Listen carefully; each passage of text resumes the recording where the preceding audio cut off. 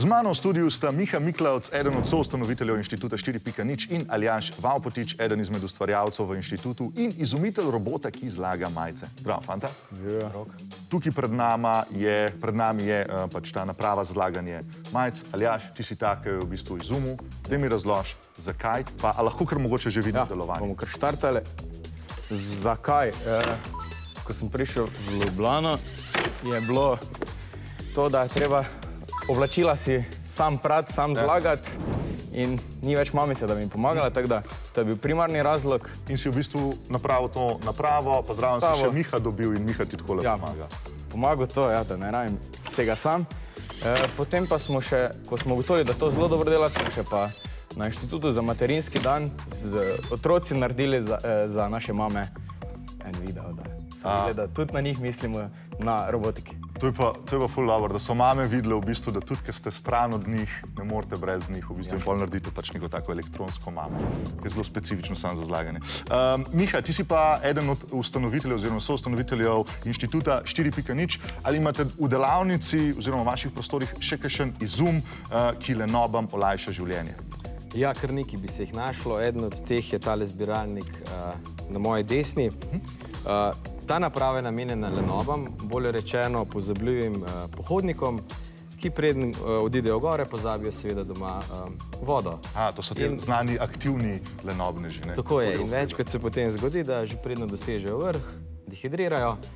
Zdaj tudi v Sloveniji poznamo zelo veliko primerov vsakoletno močne dehidracije planincev. In zdaj v ta namen smo pa lansko leto v okviru tekmovanja First Leg League izdelali tale zbiralnik deževnice. Zdaj, vprašanje bi bilo, kako to deluje, ampak najprej me v bistvu zanima, kako to, a to mora zdaj vsak planinc posebej gor prenesti, ali je nekje že postavljeno? Ne, te zadeve so postavljene v planinskih poteh, v pasu med kočo in vrhom, in potem v primeru, da lenobnim planincem zmanjka vode, pridejo do zbiralnika in si natočijo vodo. Kako pa to deluje? Zelo enostavno, tukaj noter se zbira deževnica, ko pride žejen planinec, pritisne na tipko in si natoči vodo v svoj bidon. In to je to? To je to. Odlično, zelo preprosto.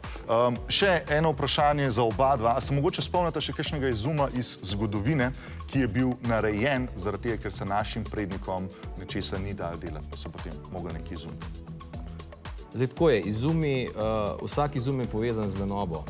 Izhodišče izuma je, ko se ljudje začnejo spraševati, sigurno lahko kakšno stvar naredimo bolje. In potem začnejo ljudje razmišljati, kako bi bolj učinkovito in hitreje kakšno zadevo ali pa proces izvedli. Ja, mislim, nekaj časa nazaj sem bral eno knjigo. Henry Ford, ustanovitelj Forda, je rekel, če vprašam ljudi, kaj hoče od mene, hitrejše konje. Hitrejše avte.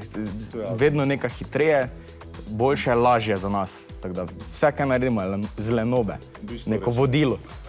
Super, fanta, najlepša hvala za enkrat. Vas pa vabimo na naš YouTube kanal, kjer si boste lahko ogledali nadaljevanje tega intervjuja in kjer boste izvedeli več o Inštitutu 4.0 po vseh teh napravah, ki jih imamo zdaj še tukaj.